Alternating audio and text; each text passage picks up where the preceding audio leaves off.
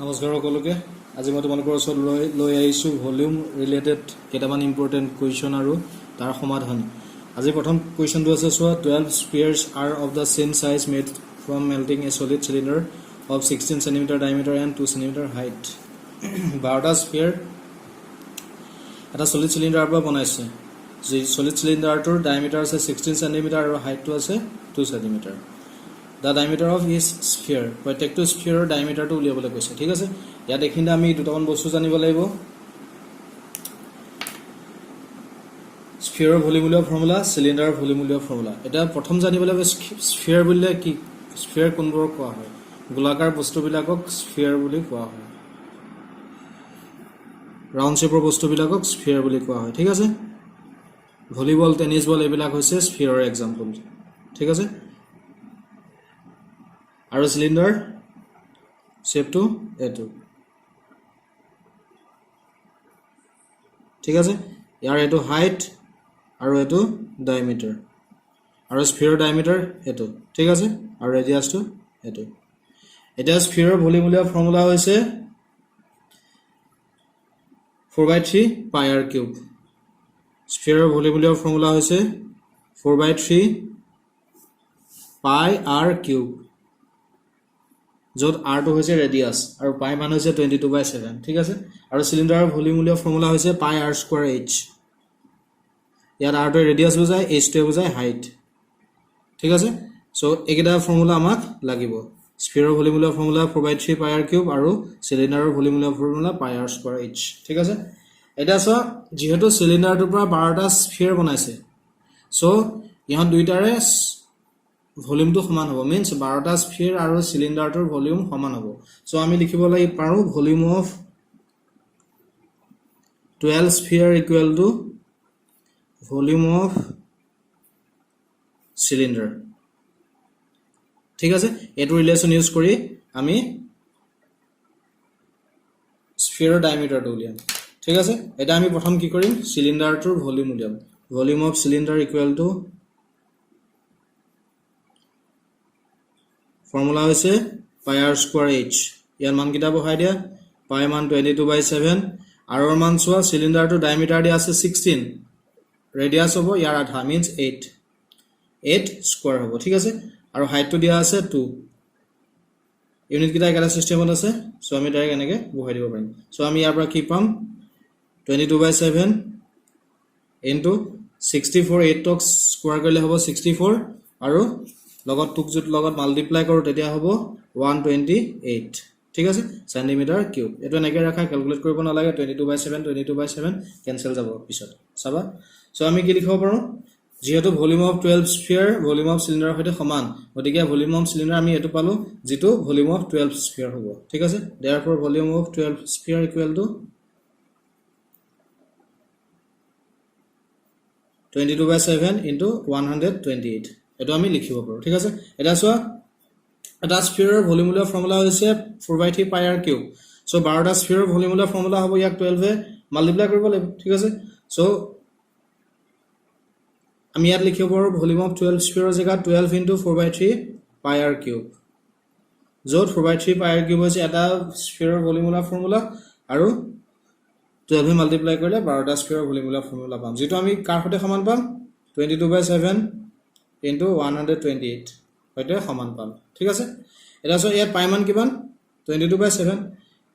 এই পাই 22/7 এই 22/7 আমি কেঞ্চেল কৰিব পাৰোঁ। ঠিক আছে, এইটো মই ইয়াতে কাটি দিছোঁ। যিহেতু পাই মান 22/7, গতিকে 22/7 পাই মান আৰু এইটো কেঞ্চেল কৰিব যাব। ঠিক আছে, এতিয়া আমাক লাগে ৰেডিয়াছ। আৰ কিউবটো ৰাখা, 12 ইনটু 4/3টো এইটো চাইডে লৈ যায়, এইটো ইয়ালৈ নিলে হ'ব। চোৱা, 12 ইনটু 4/3টো যদি আমি মাল্টিপ্লাই কৰোঁ, 12এ 4এ মাল্টিপ্লাই কৰিলে হ'ব 48 ডিভাইডেড বাই 3, 3এ কেঞ্চেল যাব, 16 হ'ব। ঠিক আছে, 16 আৰ কিউব, এটা ষ্টেপ এনেকৈ লিখি ল'ব পৰা প্ৰয়োজন হ'লে, ইকুৱেল টু 128। চ' আমি কি পালোঁ, 16 আৰ কিউব ইকুৱেল টু 128। ঠিক আছে, চ' 16টো এইটো চাইডে লৈ যোৱা, তেতিয়া আমি পাম R cube equal to 128 divided by 16। ঠিক আছে, চ' এতিয়া 16 ইয়াক কেঞ্চেল যাব নিচোৱা, 16 ইয়াক কেঞ্চেল যাব নিচোৱা, যাব 8 টাইম যাব। চ' আৰ কিউব আমি কি পালোঁ, ইয়াৰ পৰা 8 পালোঁ। ঠিক আছে, এটা আমাক লাগে অকল r ৰ মান যদি r পৰা কিউবটো আঁতৰাই দিওঁ তেতিয়া এইপিনে কিউব ৰুট লাগি যাব 8 ৰ কিউব ৰুট হৈছে 2 2 যদি আমি তিনটা মাল্টিপ্লাই কৰো আমি তেতিয়া 8 পাম সো আমি 8 ৰ কিউব ৰুট কি লিখিব পাৰো 2 বুলি সো আমি ইয়াৰ পৰা r ৰ মান পাম 2 ঠিক আছে সো আমি স্ফিয়াৰটোৰ ৰেডিয়াস পালো 2 গতিকে আমাক কি উলিয়াব লৈছে ডায়ামিটাৰ ডায়ামিটাৰ কিমান হ'ব ইয়াৰ লগত 2 মাল্টিপ্লাই কৰা কাৰণ ডায়ামিটাৰটো ৰেডিয়াসৰ দুগুণ d = twice r ঠিক আছে সো এই ৰিলেচনটো ইউজ কৰিলে আমি কি পাম ডায়ামিটাৰ 2 * 2 which is 4 cm ঠিক আছে সো ইয়াৰ কাৰেক্ট আনসাৰ হৈছে অপশন বি হৈছে ইয়াৰ কারেক্ট আনসার ঠিক আছে নেক্সট কোয়েশ্চন আছে so a hollow cylinder tube 20 cm long is made of iron and its external and internal diameter are 8 cm and 6 cm respectively the volume of iron used in making the tube is option A দিয়া আছে আয়ৰণৰ পৰা কি কৈছে হলো সিলিন্ডাৰ tube এটা বনাইছে যাৰ height বা লং লেংথ কিমান 20 cm আৰু এক্সটাৰ্নাল আৰু ইন্টাৰনাল ডায়ামিটাৰ দিয়া আছে 8 cm আৰু 6 cm ঠিক আছে এটা এখানে আমি জানিব লাগিব হলো সিলিন্ডাৰৰ ফৰ্মুলা উলিওৱাৰ ভলিউম উলিওৱাৰ ফৰ্মুলা হলো সিলিন্ডাৰৰ ভলিউম এটো ফৰ্মুলা দিব পাই into capital r1 square minus r2 square into h এটো ক্যাপিটাল r লিখিব পাৰা স্মল r লিখিব পাৰা কোনা ঠিক আছে ইয়াত সো r1 টো বুজাবো এক্সটাৰ্নাল ৰেডিয়াস আৰু r2 বুজাবো ইন্টাৰনাল ৰেডিয়াস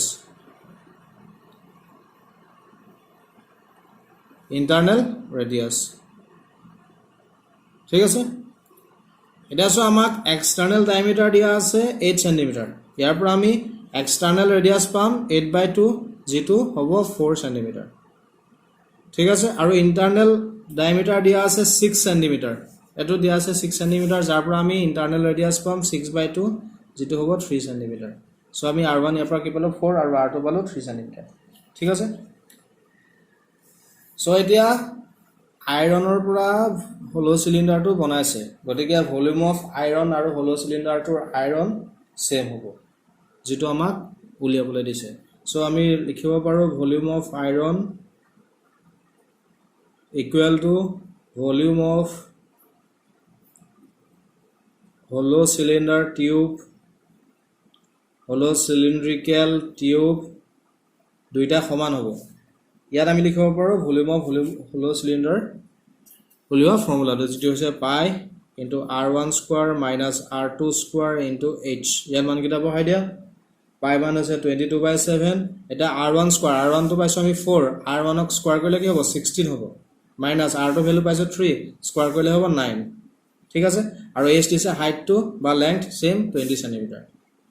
সো এটা আমি ক্যালকুলেট কৰিলে পাম 22 ডিভাইডেড বাই 7 এটো মাইনাস কৰিলে হ'ব 7 * 20 7 ক্যান্সেল গল এটোটা আমি মাল্টিপ্লাই কৰিলে পাম 440 ভলিউমৰ ইউনিট হ'ব সেন্টিমিটাৰ কিউব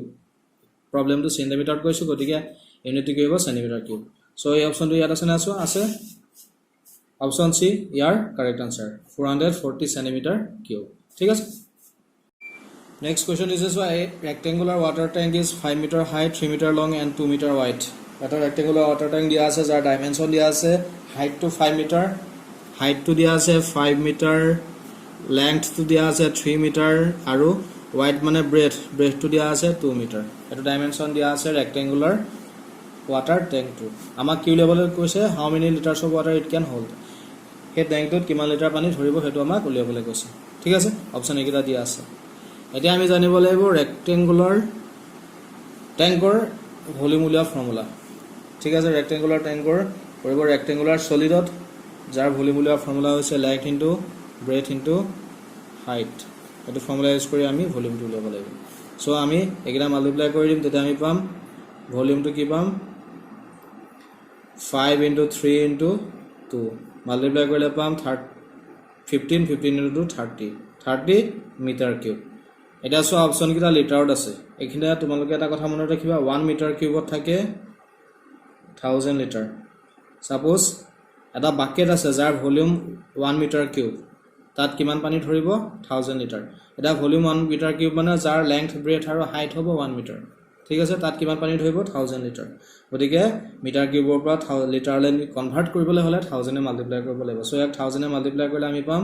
30 ইয়াত তিনটা জিৰো আছে তিনটা জিৰো পিছত বহাই দিলে হ'ব 30000 লিটাৰ পানী ধৰিব এটো ডাইমেনশনৰ ট্যাঙ্কটোত ঠিক আছে সো ইয়াৰ কাৰেক্ট আনসাৰ হৈছে অপচন এ